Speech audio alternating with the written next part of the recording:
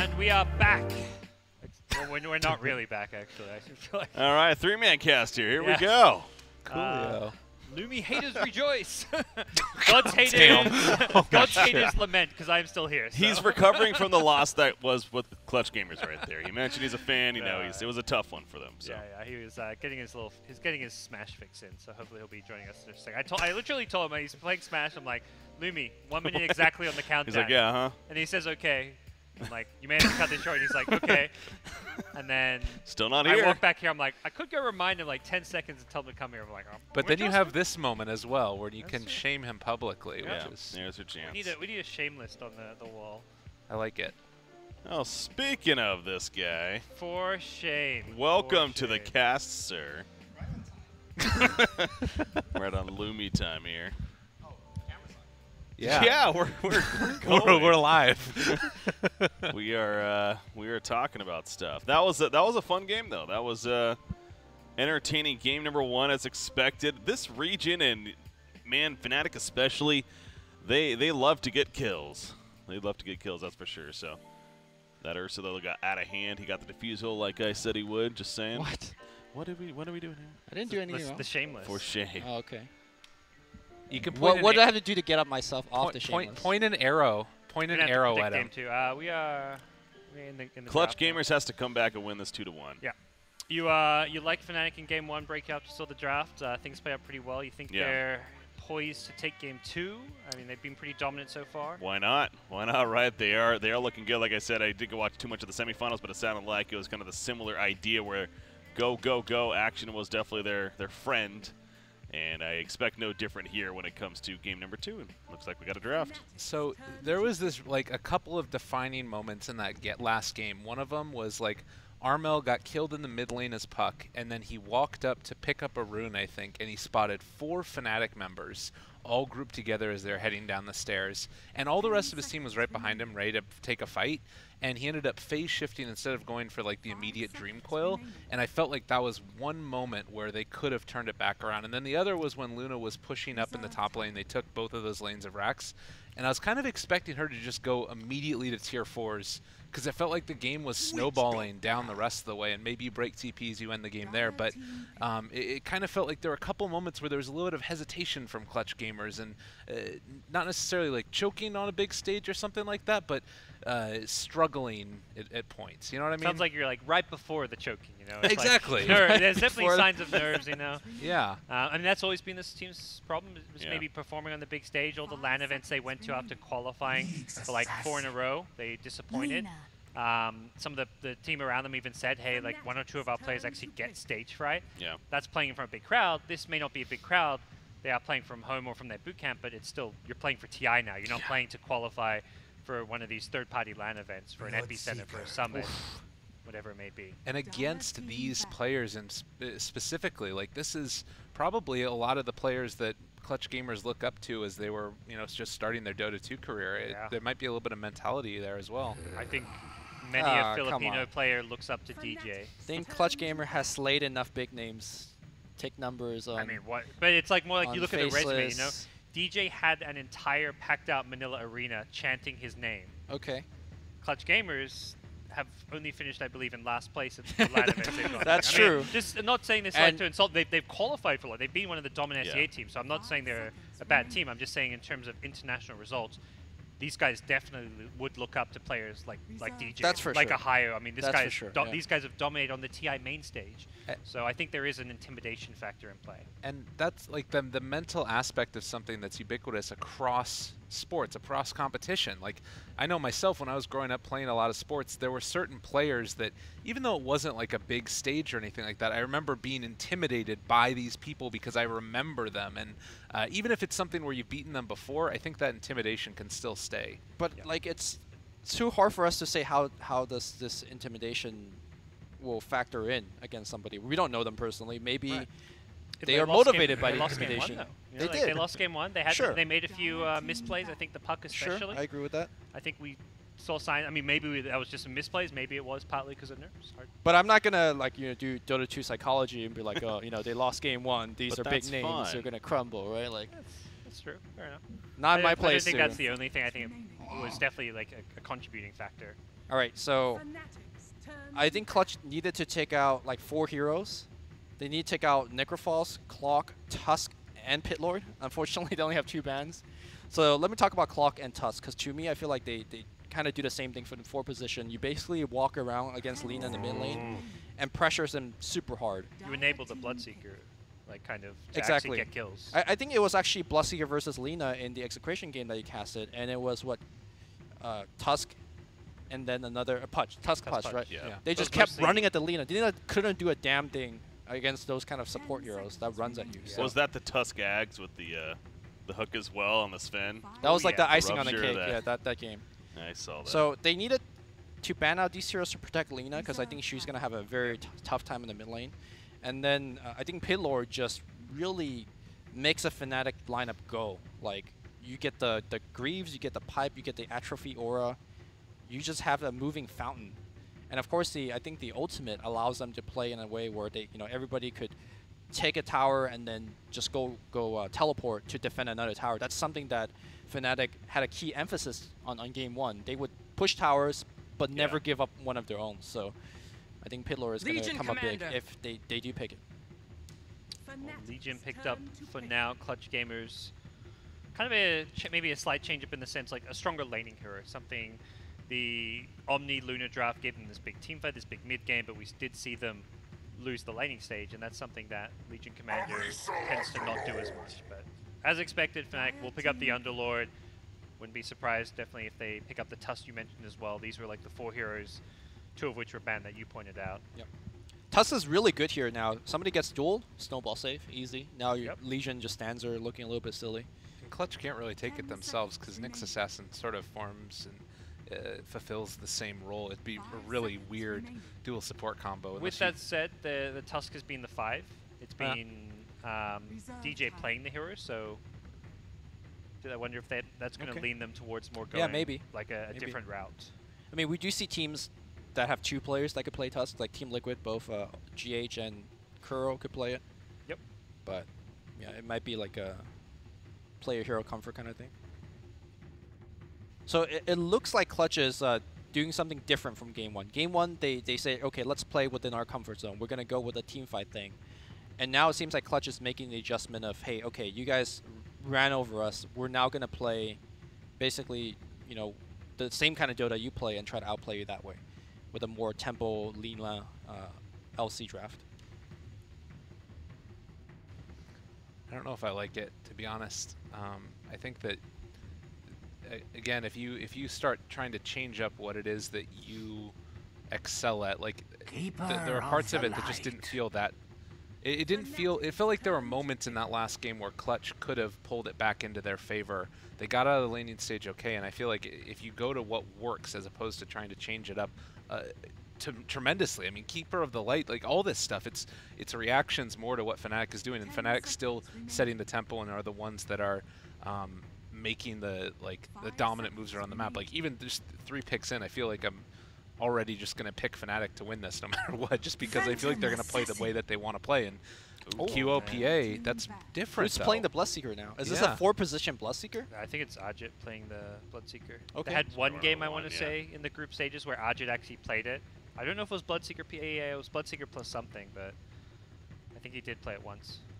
PA is great against to jump on the Coddle, great to jump on the Lina. The Blinding Light definitely annoying, but later on you will have that likely Deso BKB build. And there we go. Tusk, you mentioned a key utility hero to roam with to enable that mid lane a bit.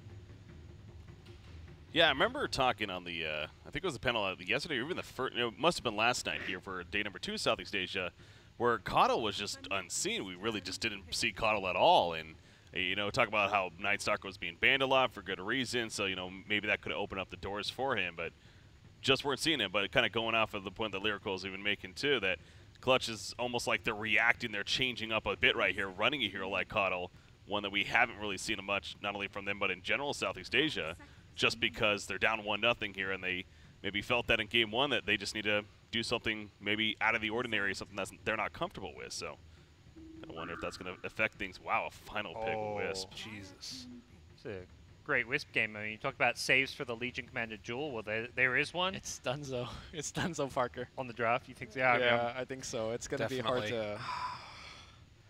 I mean, I see Clutch's draft, and I think this is actually a great draft. It's more, it hasn't been what they've been showing. It feels like can they execute it, right? Like, yeah. It's a lineup that they haven't played before. I think Fnatic, this is...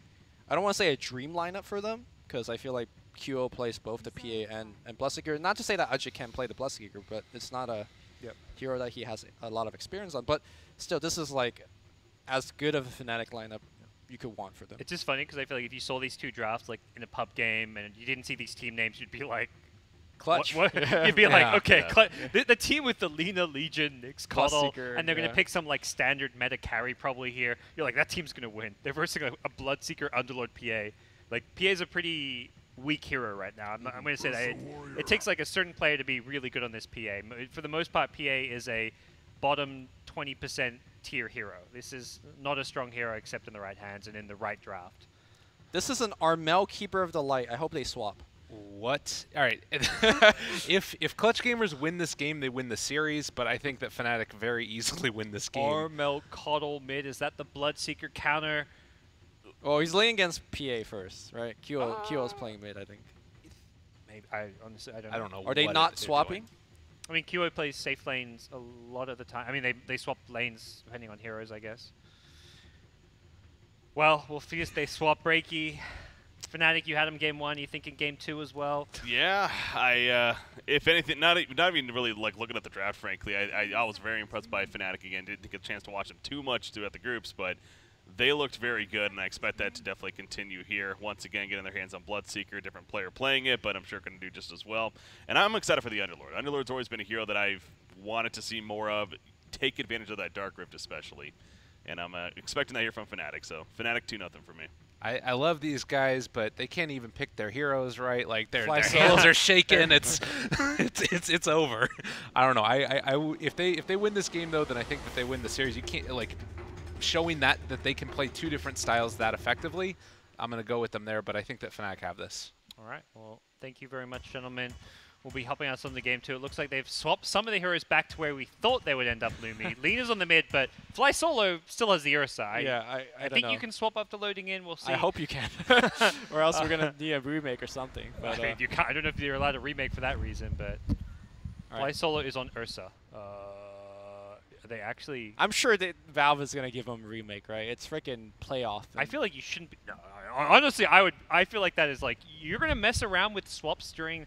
that strategy time, you should like suck it up. That's I mean, okay, problem. they will take a 5-minute pause and switch computers, switch computers and that's switch true, keys. But to me, it's I don't know. That's on you guys for doing that. That's tricky stuff. All right, it's Phi Soul Ursa. Are we? Don't do this to me. Can we try? We can't swap.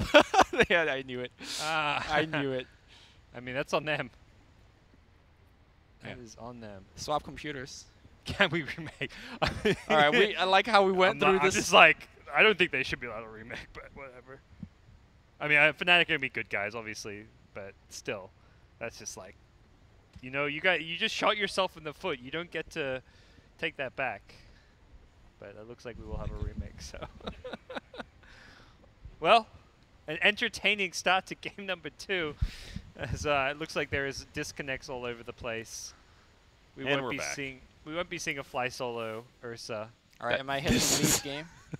I click leave game. You know. We talk about like mentality of a game going into it. If you have to remake because you can't pick your heroes, like that is not a good sign for the game of Dota 2. Are we being Dota 2 psychologies again, or what else do you want to call that? If you lose like that in the last game and then that happens? You could just misclick. No. Tilted, no? I don't know. They're tilted. All right, they're tilted. Okay, I mean. Yeah. I mean, if you're misclicking your hero, that means you're going to be misclicking spells in the game. I'm going to start writing on the board, too. For shame. Clutch Gamers. Add Clutch Gamers to our For Shame. Oh, no. I feel so bad, though. That's a little... Like, that's a little too much. No. I really feel like it's a team that, like, they have so much potential, and they've proven themselves to be a very strong team when they can, like, execute their strategy the way that they want to. But, I don't know. There's just... It feels like there's these little mental blocks. Psych PhD. I'm not doing it. No, don't. I haven't said you're being looped in, I guess. All right, everyone Okay. else. We got some PhDs with their psych majors and all that stuff. Yes. Do you see a lobby, Lumi? I'm not seeing. I don't one. even know if the admin's here, right? The admin didn't say anything. Yeah, It's they- like I hosted my lobby. My job's done. They said admin question mark, and then they just They left just left. anyways. All right. All right, well, We might be here for a while. Other regions are starting. Europe and CIS actually just kicked off, Yep. I believe. Singularity. Oh, yeah, you versus see at the Danish bottom right Bears. there, yeah. Ooh. Singularity fancy is stuff. good. Yeah, That they team are. is legit. That's the former Ultimate Attacks right there. Yeah, they're impressive. Them. Oh, we're searching captain's mode. It's all pick. That's why we can't see it. Ah. Oh Good no, I call. can't see it either way. Just kidding. You That was know, a I good thought thought. I'd figured it out. I'm gonna search all game modes just to be on the safe side. Yeah. But All right. All game Oh, I modes see are it. region. it's there. It's there. One other thing too about NA. So Wheel ended up losing to DC. So DC beat Wheel after Complexity beat DC. So now it's Complexity versus Wheel. They're playing right now. If Wheel beats Complexity, it's once again going to be a three-way tie. Wait, so you said DC beat Will? DC beat Wheel. Okay. Yes. But if Will lose, then Will is If Wheel eliminated. loses, then Wheel's eliminated. It's DC Complexity going on. Will lose. Will Wheel lose? That's the question. That's hard for me to say. Did you say will, or did you say will they? Will lose? lose. Or Will will lose, or lose? will lose? That is Do we need to write that on the board too? I Make feel like use of this that board. reminds me of The Simpsons, where you're just like writing your the video intro, where you just Yeah. write these Over lines again. over and over. Yeah, it is 5:30 a.m. right now on the East Coast. So I feel for these players, man. And I don't know what's going to happen if it ends in a three-way tie again. Like, what are they going to do? Is it going to be a time? But can they really do it based on time? I mean, that's really shitty. So I know. I don't know if it was last major. One of the majors, the rule was you would do a second round of tiebreakers, so they'd play 3 more best of ones, and if it remained ties, then they'd use time only for the second set. Yeah. So it's like the first set you're playing, you don't have to worry about time, Okay. you're just playing Dota. but then you know. But then you know for the second set, it's like, we can't do this endlessly. The time for this That's tough, second set, but I mean, then you're playing till like, what, 7 a.m.? Exactly. There gets to a point where that has to be like, these are human beings, man. I don't care. They're gamers, sure, but come on, that seems ridiculous. to The me. outcome isn't true to the teams. You're because just saying who can stay up the longest at that point. And I guess the other thing to say is that it's a tiebreaker, but it's also a testament to how evenly matched they are, I guess, as well. That if you're going through, like, you get the same record, and then after that, you can't break it through tiebreakers, and they can't break it through a second round of tiebreakers, then maybe it really does just to come down to you have to figure out something. You obviously can't send that many teams on into the PSL style. It brought up an interesting on a podcast show that I hosted. I actually had a discussion about this this very topic this previous week, getting ready for this event. And one of the things that was brought up, the idea that maybe they would have been better off running more of this Swiss format, because what the Swiss format would do, it would, one, ideally eliminate teams that are ultimately out of advancing on. They wouldn't have to play extra matches that are completely unnecessary later on. Yep. And then, two, it eliminates the idea of tiebreakers altogether. They ran Swiss at Kiev. But why they wouldn't do it for this, honestly, I'm surprised they didn't, because it went well at Kiev, I thought, and it got good reception. I don't know if it was because maybe it just didn't behind the scenes, or they looked over that, but Swiss format would have been fun to see it, I think. I think it would have been great. I think the big thing is having formats that avoid meaningless matches. Yeah. Because then casting, like as an example, like some of the NA matches you cast with Charlie towards the end, where it's overpower versus Starboys. Overpower, Those it's great these teams got a chance in the regionals, got to play regionals, but once they're actually eliminated, they shouldn't be playing more matches. Yeah, and it was 70 minutes, too. Somehow, it went 70 minutes. But it was great. Yeah, I'd love to see new formats brought in. But picks are coming out, Here are guys. the picks. Same heroes as we just saw. For those of you just tuning in, this is Game 2, Fnatic leading 1-0. Guys, any final thoughts on what we're going to be seeing I still here? like Fnatic. Still like Fnatic. Nothing's changed. Even more so, I like Fnatic. Yeah. What just happened? All right. Well, we'll be hopping in a sec once we get our all pick stuff underway, and I don't think we'll see any Who's gonna shenanigans. pick No what? messing around with the who's picking what. They're not even trying the swaps this time. No. Well, it's all picks, so you get to pick your own hero. I mean, they did No, they captain's CM. Oh, did they did actually captain see them? it. for stats. So otherwise, I think it doesn't. It isn't. The data isn't stored. It doesn't like the count pick for That's order. nice TI. of them. Good. Helping out the stats, folks. Yeah. Nahaz is happy. Well, I think that oh man, that's cool. We got it up right here as well. Oh. I think that it's a little bit tough. I looked at the TV. I'm like, it's not Yeah, that's a what? Whoa, That that's is some called- magic that right is, there. Picture in picture, man. Induction. Awesome. Well, what I would say is that I think that it also is kind of a kick in the teeth for Clutch for tomorrow, that they're going to have to go down, and then maybe it will give them a whole day. They can see their two teams that they're going to have to face off against if they do lose this tomorrow, and likewise if somehow Fnatic also do. But it's still tough. It's going to be a tough series no matter where it goes to for the GSL formats, and I think that in a lot of ways, both of those teams that are waiting in the lower bracket are going to have a tough opponent to face off against.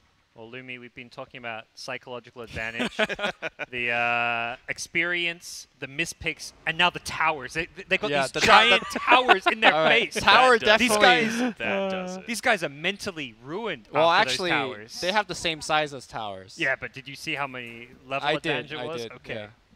Well, we're gonna get in. Thank you, Breaky. Thank you, Lyrical. Time now, Lumi, for game number 2. Fnatic, 1 game away from. I playing can't. a I don't TI. know if I could be serious with all these tower discussions and mental things and whatever. But Clutch Gamer this time around does not do the patented 5-man smoke gang. That did not work last time. So Gotta mix it up, I guess. yeah. I mean, you're also trying Either to team does. do level 1 smoke gang where your only stun is Nyx. Yep. Right. Probably not the. And Not for the best one. Fnatic, they've got a cast. Well, last time it was like a pit lord, and there was a ultra kill on the witch doctor. Although Yeah. I think the Well, witch they had doctor was a- not a. That a Tusk was the key hero. Right, I think right. with Tusk, you definitely can go for that 5-man smoke. Be it Snowball or Ice Shards, both great for that. All right, we're gonna see that the Korean mid lane with the IO feature on the mid lane. He's also tethered, broken some trees, looking to start some stacks. Oh yeah.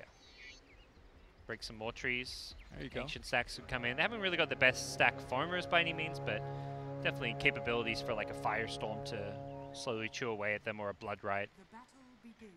Will be the mid PA you mentioned. So pressure onto Armel's Lina is going to be the name of the game. We've seen Fnatic just be kings of the mid lane with some of their unconventional QO heroes. The Bloodseeker, the PA. This mid lane has been a tough time for Lina's Quops and Pucks, the more traditional meta mid heroes. So the one thing I do want to talk about this dueling miss situation is because of the Phantom Dagger, Stifling Dagger, excuse me, cast range nerf onto QO, and because this is a duel lane, he might be like somewhat delayed to getting that harass onto Lina until somewhat later. Well, Febby has Bottle, but needs to take damage before he can actually heal up QO. Oh, in don't this worry, lane. he'll Yeah, he's, easily take some damage. he's like, hit me with the Dragon Slave. Come on now. QO is getting wrecked right now. You think Armel should have gone Magic Stick first item? Holy Ooh, crap! that- Is that a what? first blood? How Oh my did that? god. How did that impale land? He tethered as he got hit by it. I think so. I think he should actually, like, before he sends up the bottle, that's the magic stick should be. Well, I there. mean, should he have had it as a starting item? He'd have like 4 or 5 charges right now. Maybe the stats is Yeah. quite nice. Could have had like Clarity Mantle and bought out the rest of the null later on, but yeah. Sure. But the magic stick, no, clarity coming out. Interesting. Sorry. I would like to see a Magic Stick early, but I think like the longer you go by without getting a Magic Stick, the less value it is. Yep. Because you want to start building up those charges early. Is that Armel's clarity? You think he's gonna get a full usage of that clarity on the mid lane? I don't think so. Good luck. I'm surprised even. Yeah, now he gets the Magic Stick. I Maybe he don't- bought the wrong thing. Oh my god, the mental attack is real right now. Buying the wrong items. Yeah, the Clarity does not seem like an item you're going to Yeah. get much value out of as a mid laner. Maybe, like you say, misplays. Side lanes, anything crazy happening? Ohio gets a 1v1 against an Ursa. Yep. It's just going to TP in with the Magic Stick. That is a tough lane for Ohio, I think. Yes, absolutely. Seen some Ursa 1v1 against Omni. This is, I think, a much tougher matchup Yep. for the Underlord since he doesn't have degen and a lot of other things going his way. Febby looking for a rune, does not get it in the top. It spawns bottom, which is always a key thing for IO's mid lane dominance, is whether you can get those runes or not. And so far, does not find it. Can fall back to the jungle and pick up a bounty, which is exactly what Febby is going to do.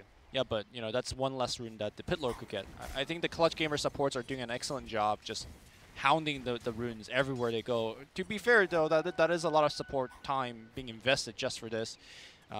The one lane that we haven't really touched on too much is the Legion plus the Kato duo off lane. This is actually one of the more famous kind of pressure your safe lane setup. Yep. And Bloodseeker, I think one of the more resistant hero to something like that, because once those nukes have been expended, he could just like, you know, get some health back from the creeps. Yeah, I think Bloodseeker's fine against the pressure, but at the same time, they'll just be likely trading farm a bit. Legion and Bloodseeker can see both have alright CS so far. Top lane, Underlord also CSing just fine so far against the Ursa. It's actually Ursa who's getting harassed quite a bit, salving up for now. That's the last of his regen for the time being. Febby gets impaled. Is the LSA going to be there? No, he's got a level 2 Dragon Slate, but Kuo just blinks in aggressively. Febby does not have a tether as a result. Dagger's coming off cooldown right now. Yeah. Not going to go press for it. I really love that decision by Kuo. Normally, like, you see your support being gone on. You kind of just back off, hope your support doesn't die. But by going on hard on Armel, keeps the support alive. Yep. Will still be, I think, Fnatic kind of on the back foot as a result. Kuo's taking quite a bit of harass. Io has to go back to base to heal, but Io will come back. He'll TP in with a salve or even just bottle charges. Kuo should get healed up in no time. I think what this is actually doing, with the Nyx constantly sitting in mid, is forcing Io to mostly stay in lane and not stack, which kind of will limit Febby's item growth and experience growth down the line. So even though right now, like, it looks all fine and dandy for Fnatic, this is not their plan A, you know, like, they're not getting to do the stuff that they want to be doing. Febby does get lucky this time with the top rune. I say lucky, it's 50-50, but... I mean, he just ported back. He had a full bottle anyway, so... he used his charges to heal Kuo. Oh, okay. He was down to, I think, 1 out of 3. And now he gets Nyx was actually camping his bounty rune, but Febby will get an invis into a bounty rune, and then probably come back mid and look for some further aggression on Armel's Lina. For now, bottle queued up. May want to consider even, like, the boots earlier against the PA's aggression, but we'll be hoping his Nyx can provide some support in that situation. Yeah, but I think the mid lane has been won by Fnatic. If you look at the level differential, Kuo is higher level than Armel, and he's got an Io sucking experience majority of the time. So I guess the Nyx has been doing similar, though, I'd say. But for now, yeah, definitely Fnatic winning this mid lane.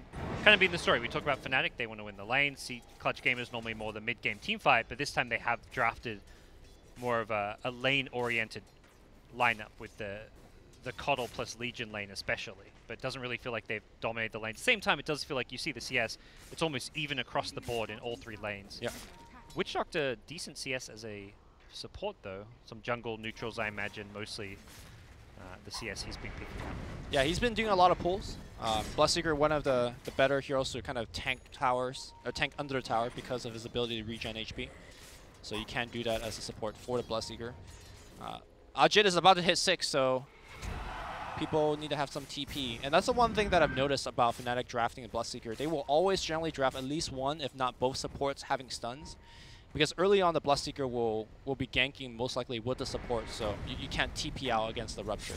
It's not just Ajit 6 coming, but Kuo hit 6 in the mid lane. Bottom lane, they have gone in, and Ajit going to get vision with it being low, but the Shrine is there, so we'll get back to it, kept safe. That was the Io rotation.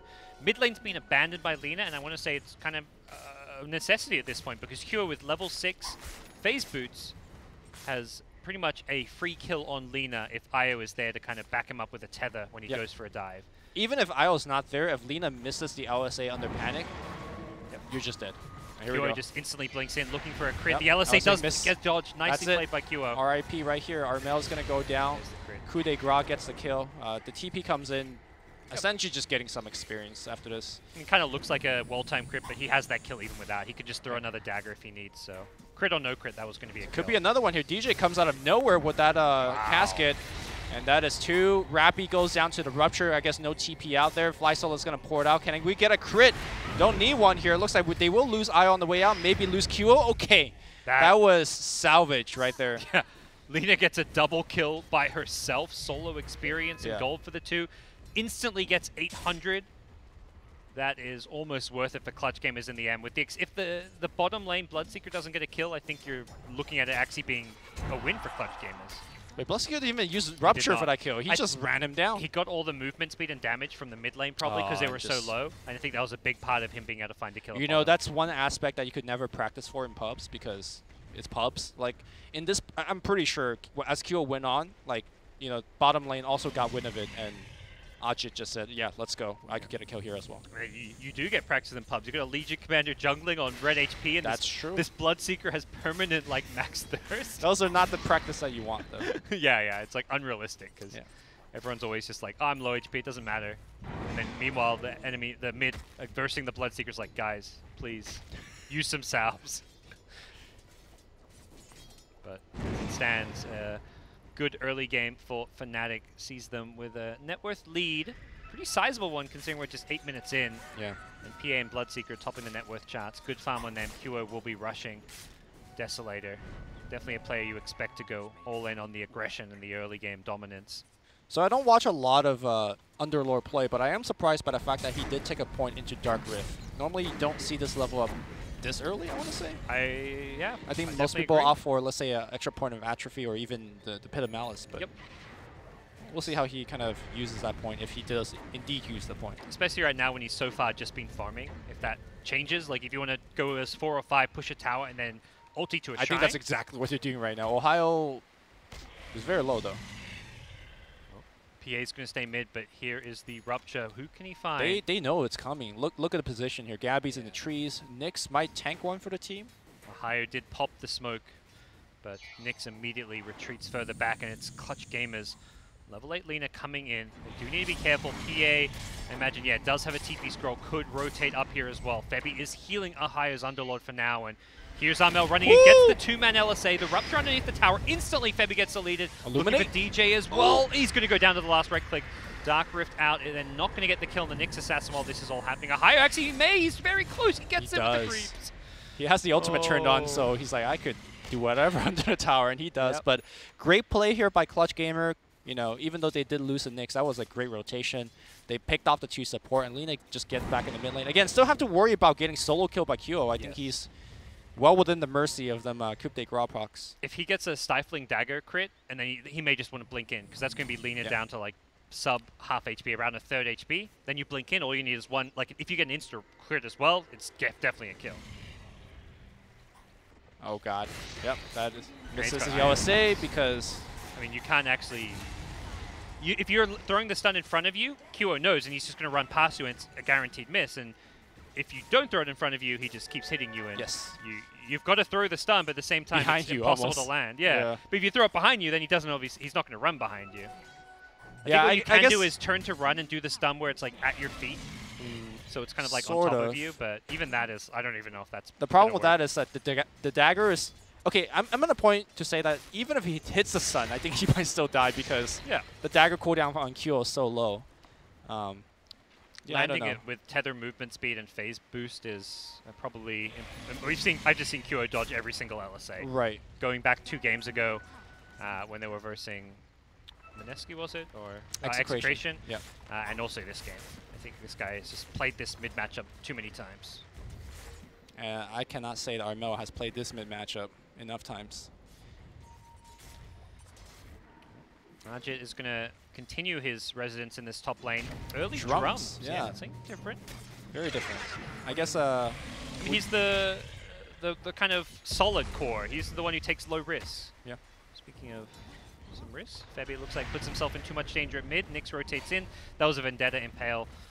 So straightforward kill, but I think considering Ajit's playstyle and how he fits alongside QO, going for like a drums into BKB build makes sense. We're gonna see Rappy looking for a duel here. Ohio, is he gonna flight mode out? I think they could kill him during the flight mode. Duel's gonna come out here. The root coming through. A little bit of sustain. Oh my god, to get out! That was close. He almost got the kill on Legion as well. Wait, Ohio ported up top. Interesting. To the shrine, I guess. Maybe I think he managed to wanted to click the shrine, but not the end of the world. He is quite farmed on that Underlord. Mid lane, they've gone in aggressive. They found Nyx. Get the tower as well. DJ getting the last hit on that one. We'll get his level 6 from these creeps, I believe. There we go. Now Deathboard comes into play. He's gone for the max Maledict build. Good at dealing with the Legion in lane, and will give them a lot of damage output as well here in the mid game, but not really what you'd normally expect out of a Witch Doctor. Rotation coming up top here, and Fnatic could run over this Kato before they even push the tower. He just put a defensive ward, so he does see it coming. He's going to have to pour it out right now. In fact, they're going to look to trade towers. I think this is probably the smart move here by Clutch Gamer. I also want to talk about the item choice for Lina. I think the Bloodstone build is not the build this game. You need a way to defend yourself against the Keeper of Light, or not Keeper, the PA. And I think something like a Yule Scepter is just better. With that said, though, maybe he's expecting to get some Cressy attack and Blinding Light to help him out, so there's also that. Oh, they're going to defend bottom while looking to take top. That's what they do best, man. Yeah, we saw this last game. They take towers while defending towers, cast onto 2, say goodbye and good night to Rappy as well as Gabby in the bottom lane. Looking for return kills is Lina. QO getting low, gets brought down. Dragon Slave is there. Arjit, though, pretty fast, can chase this one down. Armel needs another nuke. He gets the stun. Nicely played. As a Dragon Slave, he's going to get this kill. Oh, he goes down to the Witch Doctor, though. The Death Ward kicking in. Boombax gets rooted up as well. DJ has mana for a cask in just a second with the Magic Stick. Nothing to bounce to, and it looks like that will be the end of that. Nice turnaround from Clutch Gamers to at least equalize the kill exchange in bottom, and they killed the cores. It's just, well, 2 of the cores. Underlord and Witch Doctor surviving. A win in gold. It's not over yet. We're going to have Mana Leak to actually get off a stun on Ohio, I believe, and that's going to set up the duel. That is going to be another one. DJ now this time around does the rescue. Maybe not going to be enough here. Ooh, but the PA coming back in. That's going to be a big one. Looking for the kill on Boomback. Does get the run. The Roots resetting again here. Now they're going to go on the left side. Kato just dies the secondary hit. But again, Lina back in the fight. I believe that was a recall in on the Lina. Armel now will be silenced up. He's going to just stand here and TP, or now TP canceled. Okay. Maledict is on him, but a very tanky Lina that you cannot go on. Now it's going to be DJ perhaps getting a little bit isolated. Blink Dagger coming off cooldown 1 second from Ursa. Blinks forward. The Shrine will not get activated. A triple kill on Gabby. And our psychological PhD was doubting the fact that Clutch Gamer could outfight and outgame Fnatic, but that's exactly what they did. 2 fights in a row. Maybe we need to see some PhD revoked because... There's still a lot to be played, Lucy. I mean, they did outfight. Well, they definitely outfought. I think this is like the perfect time for them to be grouped as 5 taking fights, because this PA is at that stage where just Desolator, I don't even think she had the Ogre Club for that fight. No. You're super squishy, and this is where you cannot be alone. You don't want to play a game where PA is going to find pickoffs with Desolator, because then the BKB comes up. This is the stage where you can actually punish QO. He's got Deso with no BKB. You need to basically be grouped up, and anytime he goes in, stun him, burst him down. And we saw QO die 2 times back-to-back there. Yeah, I think Fnatic needs to take care of the Lina at the beginning of the fight because they are relocating for other people, and it's good that you get those other people killed. Boomback, by the way, hunting Febby. Febby will go down. Great stuff. Because if you don't go for the Lina, she just outputs so much damage that it just makes the fight not worth it. Boombacks will get the kill. Rupture on the back line here, and I do believe Armel will take him down. They're going to try to take one down with him here. Gabby will pop his ultimate, but his ultimate will now end. He needs to get some help right now. Shrine, not going to even be close enough. Well, I don't know if Rappy and Fly Solo wouldn't be here as well. Luckily for them, the Stifling Dagger was not in range thanks to the Blinding Light. QO. And to run. He's in hot pursuit. Relocate. Uh-oh. Definitely a dead call, Fly Solo runs to the other direction. What? Dagger? Okay, misclicked the neutral. It definitely could have caught Fly Solo, I want to say. He's fast. That is a lucky break. Fast with the Trenkles, but you can like blink to your IO and then throw a dagger there. Oh, they're recalling again. I think they want to keep on pressuring and fighting. Very interesting. Okay. I mean, as I said, this is a small window pre-BKB where you want to fight QO. And if he gets an Aegis, then the pre-BKB phase is not a phase where you can really actually try and punish him. But can you fight him 5v5 though? They are forcing one right now in the pit. They put the Blood Rage onto Roshan, and that means guarantee kill. It really feels like this Underlord hero is so key for QO to be enabled. He's this big 5v5 specialist who gets a mech, who gets a full staff, gets these items to just frontline and bail QO out of bad situations. Yeah. Or just like allow them to fight again and again, which the mobility is very key.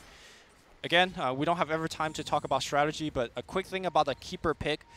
It does 2 very important things in this game. It, of course, allow them to defend if it does come to that. It looks like it will. The second thing is that it really limits what Thirst can do for the Bloodseeker. Pop the Mana Leak, and it looks like he is leveling up the Mana Leak, which is quite early normally. But you pop that stuff on the Bloodseeker, and Thirst not helpful when you're just going to get stunned every time and lose all your mana in the process. First tower of the game goes down for Clutch Gamers. Definitely a sign of how this early Bottom, game played QO. out. QO has Aegis, but does not want to go in. I think a good call from him. He was kind of alone. They're looking to find a fight top and then relocate in. Boombax is there, as is the Ursa. Question is, will they get jumped first at this bottom lane? I think Clutch Gamers realize what's going on. QO bottom with the IO. Very common setup. You send 3 heroes to the enemy side of the map, try and engage, start a fight, and then relocate in. The smoke. They want to actually get QO. This is bold. They have Aegis. They have defensive relocate. You need to find the backline here. And in fact, they do. They find the IO. Can they burst him down? Yes, they can. The Lina is in position. But QO, though, gets the 1 kill. LSA will not land again. He's going to try to TP out. Any crits? No crits. They will lose another. So trading 2 just for an IO kill. And you got to keep in mind, this is a lineup that says, all right, we got a favorable trade. Let's go get some building. So these are very costly fights. And just fighting in general is something that you kind of keep mentioning Fnatic love to do. They've got this Dark Rift that enables them to just fly around the map. They had 3 top. It's actually, they've got 2 IOs on the team. IO can bring the PA top. At the same time, Underlord can bring not just himself, but the 2 teammates bottom. So wherever there's a fight, Fnatic can show up with the entire team. Bottom here. Looks like Boombax does find Febby again. Can he get off the kill before he tethers away? Pops a magic wand. Blink. Overwhelming odds. Will get the job done. They are doing a very good job making sure they kill the IO every single time, which is key. Blinking in. Blinding light, though. Doing some work. The RNG. Doesn't look like it. All right, and now he's... Okay, loses a bunch of his mana, but... Still in fighting shape with 180, though. Blink duel? Who's he going for? He wants the supports, but he doesn't get close enough, and that's going to be a dead Legion Commander, I've got to imagine. Yep. The Blood Right will zone out the entire team. Oh my god, 2 crits in a row. He does have his ultimate turned on. He's just back in. He gets 4 staff away from the Lina as well. Okay. They are playing and positioning so well. Kyo just wants to keep on diving. Fly Solo cannot stand up to this Desolator. Oh my god. Kyo decides not to dive the base. This is the new Kyo. The QO that doesn't dive bases QO. You know when he backed off earlier when he went into 3? Yeah. I had the same thought in mind that this is his new QO. The old QO would have just went and lost his Aegis. This Fnatic, you know, they haven't... I think they've had a dent to their confidence because they have not had results as a team since They're about to have results right now, man. Yeah, they are 1 game away from getting to TI. I mean, that's the thing. They failed to qualify for LAN after LAN in SEA. Well, TI, end of the day, none of that matters if you're at TI. And that is exactly what Fnatic are very close to doing. Clutch Gamers need to find a way to turn this one around. It's still a very small gold deficit. Yep. Just a bit above 3,000 gold separating the 2 teams. QO does have Aegis, but that's going to be gone in a minute and a half. Problem is it's now been replaced, or at least for now, added to by a BKB, so he can continue to play aggressive. And a very hard hero to deal with. This is like the most pub strat ever, but it's that's QO. That's QO. And we don't mean that in like a like a native form, right? It just takes the ultimate. This reminds me like Dota 1 Na'Vi, just like run at you and just fight you on the tower, kill you on the tower, and make it look real swaggy while doing so. I mean, more recently the Dota 2 MVP. Right. I mean, that was QO. That is QO. Yeah. Some different teammates, not the all-Korean team anymore, but. It's to me, this is very much a similar playstyle. I think Ahaya is perhaps playing slightly different to like what Forev used to do, but as a whole, I feel like Ajit is filling in that MP stable carry role, and QO able to just play as aggressive as he wants. It's on the high ground. Boom back. Okay. Press the attack. They bring him low. Yeah, okay, he's got the Aegis. I'm not sure if they want to commit onto QO. Here comes the Guardian Greaves, the Meg, everything healing each other back up, the Urn as well. Already used the Glyph. This tower may just go down. Okay, Impaled's gonna hit LSA, just blowing up a creep wave. The Blood Rage. Oh my god. Blood Right, excuse me. So annoying. Just forcing all of the repositioned QO constantly being juiced back up. Here comes the Luminant. That thing's not max right now. Rappy looking for the duel, not gonna find it. Aegis down. That was also the last Urn charge, so they can't actually continue to heal QO up, and they'll back off, but good damage dealt. Yeah. Tier 3 tower would have been ideal if they could start taking those shrines, but ultimately Fnatic know their limits and do back off. I'm looking at the wars right now on Clutch Gamer. I wonder if those are a bit overzealous. They were good when they were placed. You know. Yeah, I'm seeing what you mean about that. Yeah. Okay, a couple key things for Clutch Gamer to do right now. Rappy needs to find his Blade Mail because so far he could only go for the supports. Could maybe start thinking about some of the cores if he does have Blade Mail. Still, though, I don't think he could win the Blade Mail duel against the PA if the IO gives the defensive heal and the overcharge. So he's still in a very tough situation. Second, look for pickoffs. If he could just break them up, prevent the 5-man group up, then you have a good shot. But it's tough because relocate and Yeah, the Dark Rift. if and you go for mech. pickoffs, you need to go as 5. And that's exactly what they've done. Smoked up. They're going to find the IO and Duel. the PA. He does get the BKB off, so he should survive the duel. Buyback. Question is what happens after. QO is going to get a kill. The Madman, he won't stop. He's looking for Armel. He goes invis. Do they have detection? The sentry's there. Armel jumped on by QO, turns for the stun. Oh, no. Down goes the Lina. Bloodstone charges lost. QO is not done. Oh, the crits are coming out right now. 3-for-1 exchange. It was the buyback. It was the dieback. But it doesn't matter. The IO is picked for QO. As long as he doesn't die, it's okay. All for QO. Yep. QO for himself. Let's say QO No, for no, all. no, QO no, for no. all. No, QO is all about QO is bring a W to the team, right? Yeah. So QO for all is fine. And now we're going to see a tier 2 push. Everyone is just gunning for these cribs, gunning for these towers. And they draw the line up top. They want to basically get rid of the backdoor protection and just run straight top for the tier 3. And I think tier 3 is really the building they really want. Or are they backing Play off? safe. The respawn soon on Ursa, perhaps a little bit spooky. And also Lina alive very early with the Bloodstone charges. So they're going to back off, probably play around next Roshan, I guess, Lumi. Okay. Or just finding pickoffs, you know. They've got the high ground here. They've got great ward coverage around this top Dire jungle. Even around that Dire Ancients over on the right side, they've got a ward blocking a medium camp. But that's mostly just to give them some vision.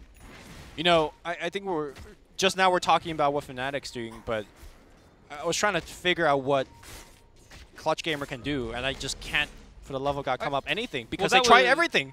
They try to fight them, you know, they try to look for ganks, they try to 5-man smoke, and nothing has really worked out. And I think that play there was the perfect play. It was just QO BKB before the duel. If he doesn't do that, they get both kills, and it's a huge win for them. So just you know? unlucky. Like, can you make the same play again though? At this time, they're expecting I think you have to make the same play. You have to keep looking for those. I mean, you said pick off dirt. I think that is the play. Hope that you can be a little bit faster, or QO is going to be a little bit slow with his BKB. Okay, well, hoping is the key word here, I guess. Yep. I mean, a lot of it comes down to vision. If you have vision there, perhaps you can just instantly blink on the PA with the duel, but they didn't maybe have the exact vision they needed. Boombacks on the Nyx, definitely a good scouting hero to have, and something they can look to play around. Scans flying about, hits absolutely nobody. The next item I want to talk about is Armel working towards a Silver Edge. Yeah.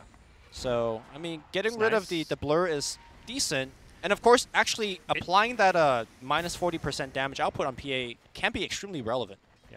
I think it's really nice just because it means Gabby doesn't have to go for any kind of MKB himself. He's going straight into the BKB, so he doesn't get kited around by stuns, and he can actually fight better. And this means Lina kind of allows the Ursa to do more damage in a fight. Yeah. What an interesting item build on our Pit Lord.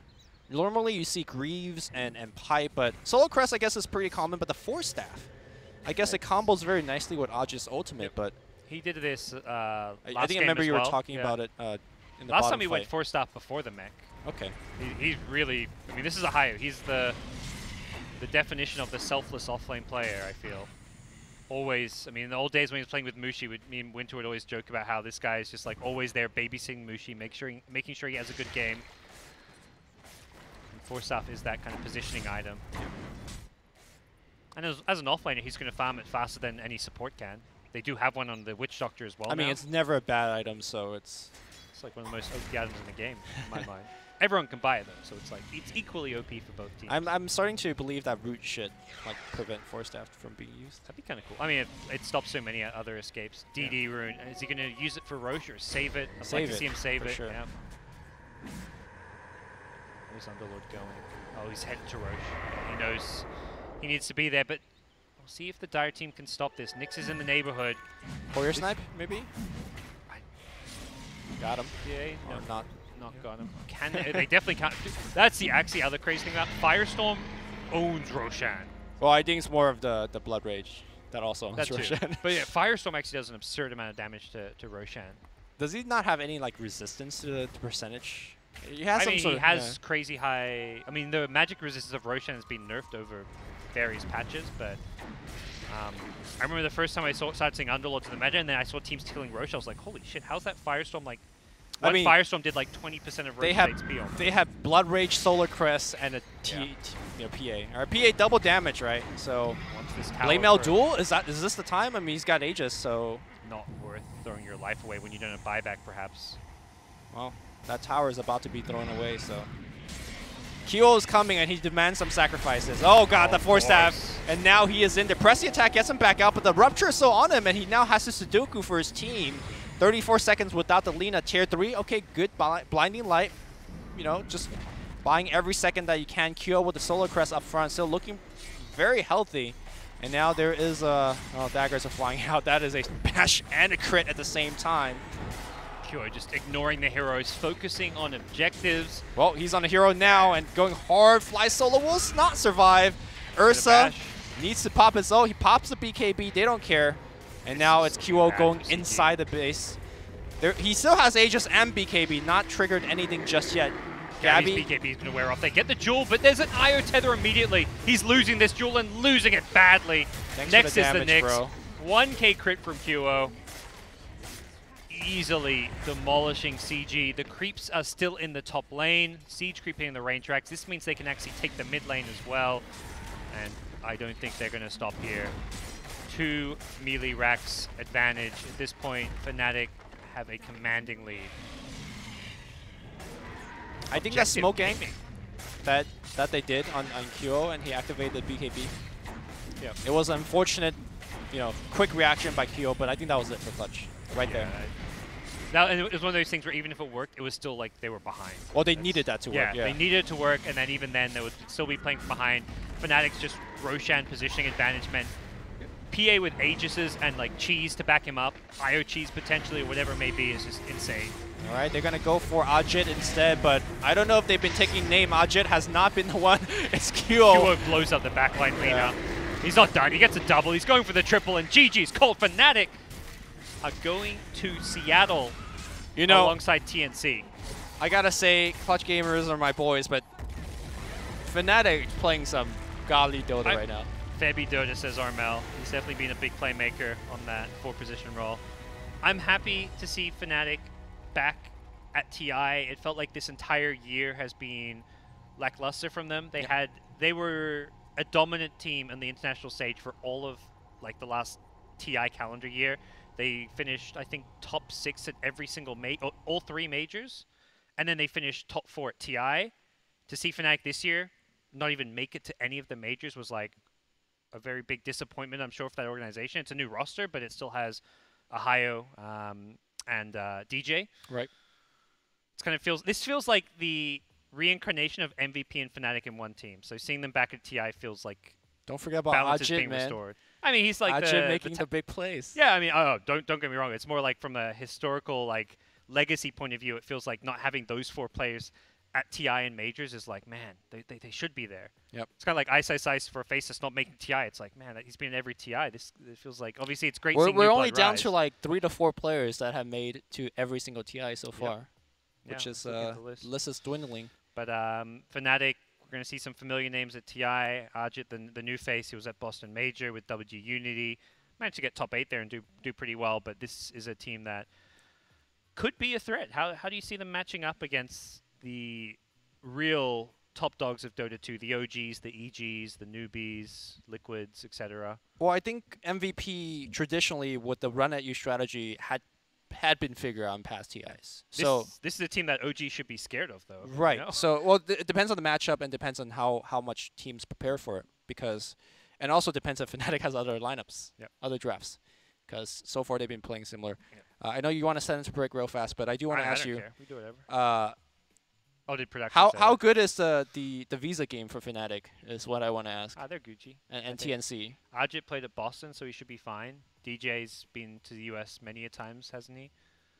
I guess Kyo and Febby has been. I think they're all good. What about TNC? TNC, they played at Boston. Okay. They got I think they had to get the P1 athlete visa, so I think they have to apply for that again. But hopefully that should be smooth once more. That's their next big challenge. I think Fnatic are not going to have any issues with that, though. Okay. So that does it. We got to go to a break, apparently. We'll be right back. We're going to go over to Europe, to CIS, to one of these other regions. Stay tuned for more TI7 qualifiers.